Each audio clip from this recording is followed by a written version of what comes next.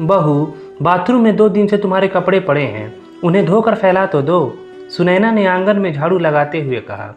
अच्छा, फैला दूंगी, आप तो मेरे पीछे ही पड़ जाती हैं, बहू ने अपने कमरे से तेज आवाज़ में उत्तर दिया। इसमें चिल्लाने की क्या बात है? चिल्लाने की बात क्यों नहीं है? कपड़े मेरे हैं, फट जाएंगे तो आपसे मांगने नहीं आऊँगी। जिसने मेरा हाथ पकड़ा है वह खरीद कर भी लाएगा। आपके सिर में क्यों दर्द होने लगा? बहू अपने कमरे से बोलती हुई बाहर निकली और तेज कदमों से चलती हुई बाथरूम में घुस गई और अपना सारा गुस्सा उन बेजान कपड़ों पर उतारती हुई बोलती जा रही थी। अब इस घर में रहना मुश्किल हो गया है। मेरा थोड़ी देर आराम करना भी किसी को नहीं सुहाता। इस घर के लोग चाहते हैं कि मैं नौकरानी बनकर सारे मकान की सफाई करूं, सबकी सेवा करूं, जैसे मेरा शरीर हाड़ मांस का नहीं पत्थर का हो। अपने इकलौते बेटे अखिलेश के लिए सुनैना ने बहुत सी लड़कियों को देखने के बाद रितु का चुनाव किया था। दूध की तरह गोरी और बीकॉम तक पढ़ी सर्वगा सुंदरी रितु को देखते ही सुनैना उस पर मोहित सी हो गई थी और घर आते ही घोषणा कर दी थी कि मेरी बहू बनेगी तो सिर्फ रितु बनेगी, अन्यथा अखिलेश भले ही कुंवारा रह जाए। इस तरह सुनैना ने 2 साल पहले अपने बेटे का विवाह रितु से कर दिया था। रितु अपने पूरे परिवार की लाडली थी, विशेषकर अपनी माँ की, इसलिए वह थोड़ी जिद्दी, अहंकारी और स्वार्थी थी। उसके घर में उसकी माँ का ही शासन था। बचपन से रितु को माँ ने यही पाठ पढ़ाया था कि ससुराल जाने के बाद जितनी जल्दी हो सके अपना अलग घर बना लेना। संयुक्त परिवार में रहेगी तो सास ससुर की सेवा करनी पड़ेगी। वैसे तो सुनैना के परिवार में भी किसी चीज़ की कमी नहीं थी, पर रितु के परिवार के मुकाबले उनकी स्थिति कुछ कमज़ोर थी। सुनैना के पति राम अवतार एक कंपनी में हेड अकाउंटेंट थे। वेतन कम था, पर उसी कम वेतन में उनकी पत्नी सुनैना अपने घर को बड़े ही सलीके से चला रही थी। साथ ही अपने इकलौते बेटे अखिलेश को भी उन्होंने अच्छी शिक्षा दिलवाई थी। इस समय अखिलेश एक विदेशी कंपनी में प्रोजेक्ट मैनेजर के पद पर कार्य कर रहा था, जिसकी शाखाएं देश भर के बड़े बड़े शहरों में थी। अखिलेश को अक्सर अपनी कंपनी की अलग अलग जगह की शाखाओं का दौरा करना पड़ता था। अखिलेश जानता था कि कितनी कठिनाइयों से उसके मम्मी पापा ने उसे अच्छी शिक्षा दिलवाई है, इसलिए उसका झुकाव हमेशा अपने मम्मी पापा और अपने घर की ओर रहता था। वह अपने वेतन में से कुछ रितु को देकर बाकी पैसा अपनी मम्मी के हाथ में रख देता था। 2-3 महीने तो रितु ने यह सब देखकर सहन किया। यहाँ की सारी स्थितियों की जानकारी वह अपनी माँ को बताना कभी नहीं भूलती थी। हर रात दिन भर की घटनाओं की जानकारी वह अपनी माँ को दे दिया करती और माँ उसे अपने गुरु मंत्र देना कभी नहीं भूलती थी। करीब 3 महीने बाद रितु ने पहले तो अपने पति पर शासन करना शुरू किया और जब वहाँ बात नहीं बनी तो उसने अपनी सास सुनैना से बात बात में झगड़ा करना शुरू कर दिया। एक बार तो उसका मुंह खुला तो उसने सुनैना की हर ईंट का जवाब पत्थर से देना शुरू कर दिया। अब तो इस घर में हर दिन सास बहू के झगड़े होने लगे। जिस घर में रितु के आने से पहले जो शांति थी, अब उस शांति का वहाँ नामो निशान भी न रहा। अब सुनैना की दोपहर घर से थोड़ी दूर एक कमरे में गरीब बच्चों को पढ़ाने में व्यतीत होने लगी। राम अवतार एक शांति प्रिय व्यक्ति होने के नाते दोनों को कुछ भी नहीं कह पाते थे। पत्नी को अधिक प्यार करते थे, इसीलिए उसे अपने तरीके से समझा दिया और बहू के मुंह लगना उचित नहीं समझते थे, इसलिए वे अपने ऑफिस से लेट आने लगे।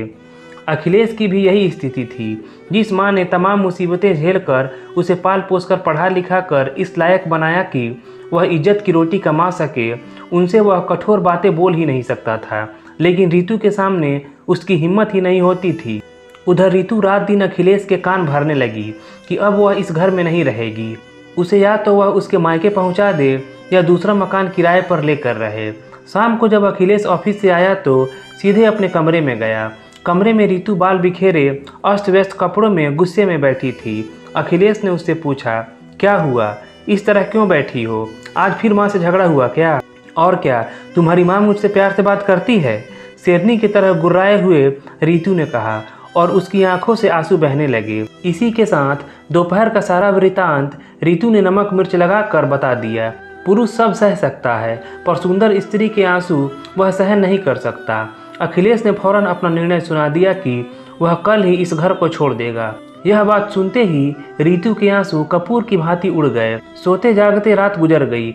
सुबह जल्दी उठकर अखिलेश घर से निकल गया और करीब 2 घंटे बाद घर आकर माँ से बोला कि मैंने अलग मकान देख लिया है और रितु के साथ दूसरे मकान में जा रहा हूँ।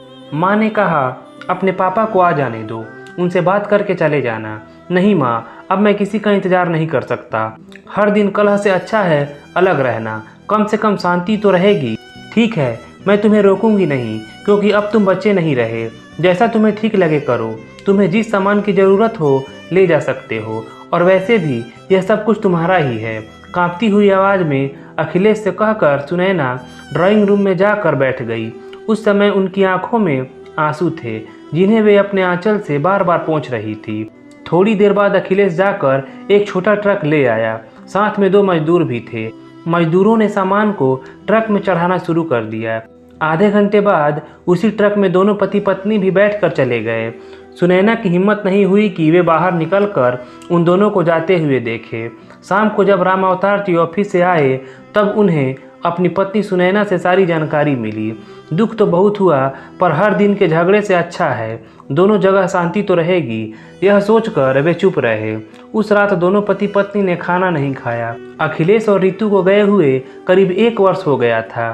ठीक दिवाली के 10 दिन बाद ही दोनों ने घर छोड़ा था। दिवाली का त्यौहार आया तो हर घर में धूमधाम से तैयारी शुरू हो गई।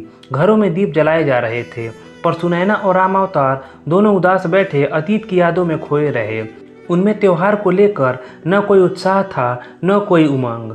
शाम को सुनैना केवल एक दीपक जलाकर आंगन में रख आई। दिवाली के 2 दिन बाद राम अवतार को ऑफिस भेजकर सुनैना बच्चों को पढ़ाने चली गई, और जब वे शाम को लौट रही थी तो रास्ते में उनकी मुलाकात एक अनजान औरत से हो गई, जो उन्हें जानती थी, पर सुनैना उसे नहीं जानती थी। पहले तो उस स्त्री ने सुनैना को नमस्ते की, फिर बताया कि रितु व अखिलेश उसके मकान के पास ही रहते हैं।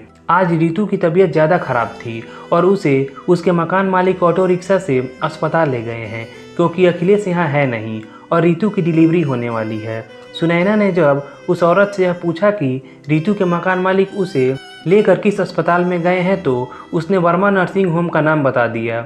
सुनैना जल्दी से घर आई और एक थैले में कुछ आवश्यक सामान रखा। अलमारी में जो पैसा रखा था उसे लिया और घर को ताला लगाकर ऑटो से वर्मा नर्सिंग होम चली गई। वहां जाकर जब रितु के बारे में पता किया तो पता चला कि बच्चा नॉर्मल नहीं हो सकता, इसलिए डॉक्टर रितु को ऑपरेशन थिएटर में लेकर गए हैं। तभी एक नर्स ने आकर आवाज़ लगाई कि रितु के साथ कौन है। डॉक्टर एक फॉर्म पर साइन करने और ऑपरेशन फीस जमा करने के लिए बुला रहे हैं। सुनैना नर्स से जब रितु के बारे में पूछ रही थी, तब वहीं पर रितु के मकान मालिक भी खड़े थे। वे समझ गए कि यह स्त्री शायद अखिलेश की मां है, तभी इतनी बेचैनी से पूछ रही है। उन्होंने हाथ जोड़कर सुनैना को नमस्ते किया और फिर सारी बातें उन्हें बता दी। सुनैना ने भी उन्हें बता दिया कि रितु उनकी ही बहू है। सुनैना उस नर्स के साथ डॉक्टर के कक्ष में चली गई और डॉक्टर विमला भाटिया को नमस्ते कर उन्हें अपना परिचय दिया कि रितु उनकी बहू है और वे ऑपरेशन की फीस जमा कराने आई हैं। पहले तो डॉक्टर ने उनसे एक फॉर्म पर हस्ताक्षर करवाए और फिर ऑपरेशन के लिए 25,000 रुपये जमा करने को कहा। डॉक्टर साहब, अभी तो आप 10,000 रुपये जमा कर लें, बाकी पैसे मैं अपने पति से फ़ोन करके मंगवा लेती हूँ, जब तक आप उसका ऑपरेशन करें। मुझे किसी भी हालत में जच्चा व बच्चा स्वस्थ चाहिए। ज़्यादा घबराने की ज़रूरत नहीं है, सब ठीक होगा। हाँ, आप यह पैसा काउंटर पर जाकर जमा कर दें और रसीद प्राप्त कर लें। वहीं से आप अपने पति को फ़ोन भी कर दें। डॉक्टर के पास से आकर सुनैना ने काउंटर पर जाकर पैसा जमा कर दिया और रसीद लेकर वहीं से राम अवतार जी को फ़ोन करके सारी बातें बता दी। साथ ही यह भी कह दिया कि जल्दी से 15,000 रुपये लेकर वर्मा नर्सिंग होम में आ जाएं। करीब 1.5 घंटे बाद राम अवतार जी वहां पर पैसे लेकर पहुंच गए, लेकिन रितु के मम्मी पापा अभी तक नहीं आए थे। वे ऑपरेशन रूम के पास एक बेंच पर सुनैना के साथ बैठकर इंतजार करने लगे।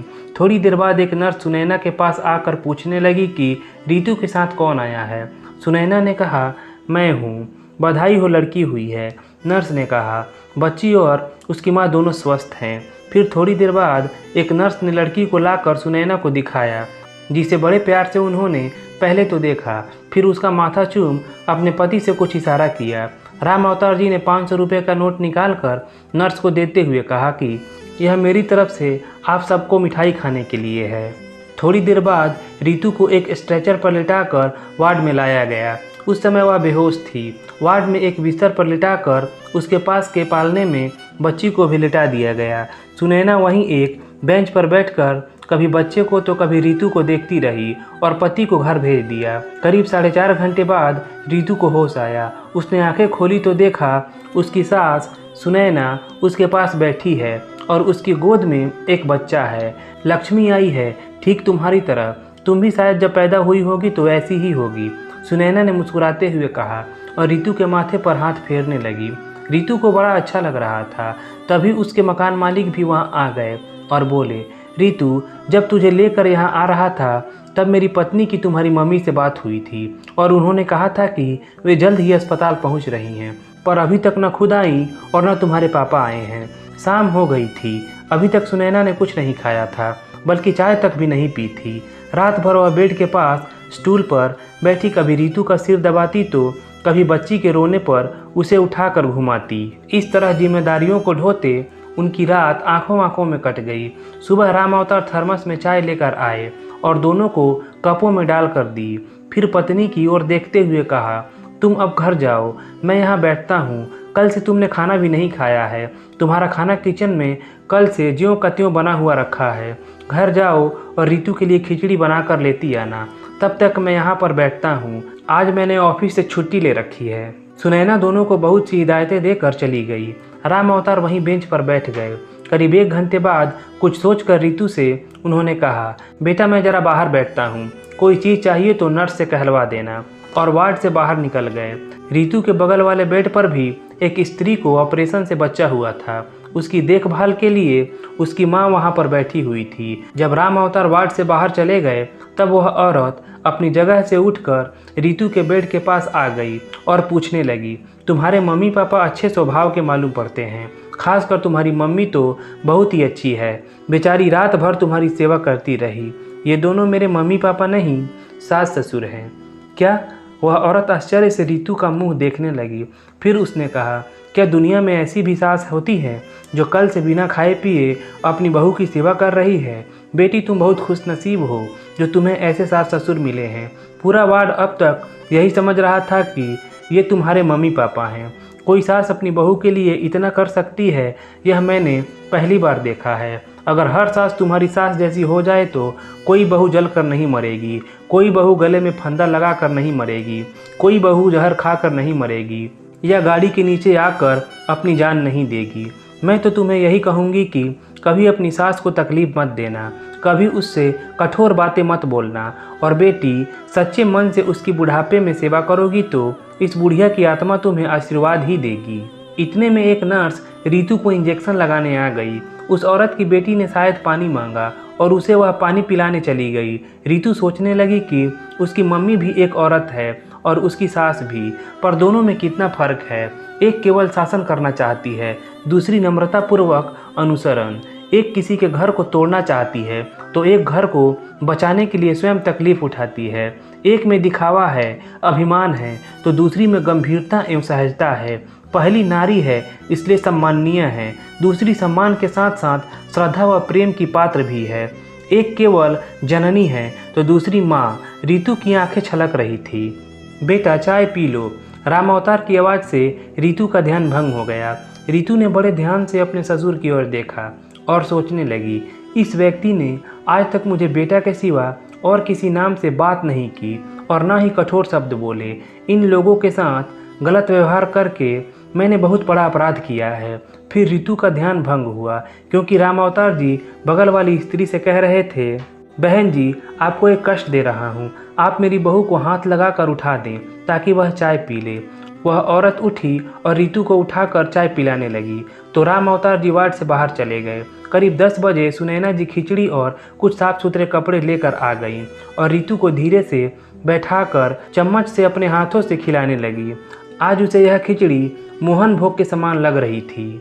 शाम को करीब 4 बजे रितु के पापा गिरधारी प्रसाद और उसकी मम्मी रजनी ने एक साथ वार्ड में प्रवेश किया। उस समय सास सुनैना रितु के बालों में कंघी कर रही थी। बेड की दूसरी तरफ एक खाली बेंच पर वे दोनों बैठ गए। दोनों का यहाँ आना ऐसा लग रहा था कि जैसे किसी पार्टी में आए हों। गिरधारी प्रसाद बार बार अपनी टाई को ठीक कर रहे थे और रजनी का तो कहना ही क्या था। दोनों के कपड़ों से महंगे परफ्यूम की खुशबू आ रही थी। पूरा जच्चा वच्चा वार्ड उस खुशबू से महक रहा था। दोनों ने औपचारिकतावश हाथ जोड़कर सुनैना को नमस्कार किया, पर फिर उनसे कोई बात नहीं की। एक थैले में कुछ सामान रखकर सुनैना ने उठते हुए कहा, रितु, जितना मुझसे बन सका मैंने कर दिया। अब तुम्हारे मम्मी पापा आ गए हैं, अब मैं अपने घर जा रही हूँ।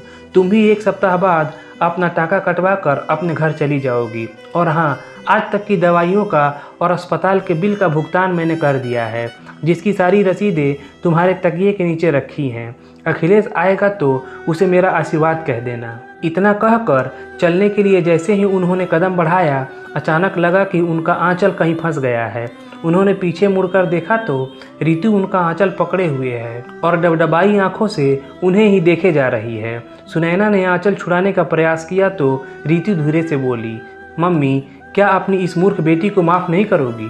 सुनैना ने झट से रितु का सिर अपनी छाती से लगा लिया और उस समय उनकी भी आंखें छलछला उठी। उन्होंने उसके माथे को सहलाते हुए कहा, पगली, कहीं माँ भी अपनी बेटी से नाराज होती है?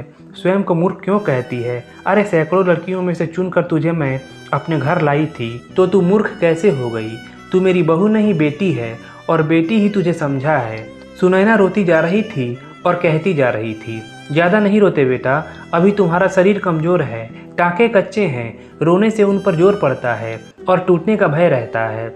यह कहते हुए वे अपने आंचल से उसके आंसुओं को पोंछने लगी।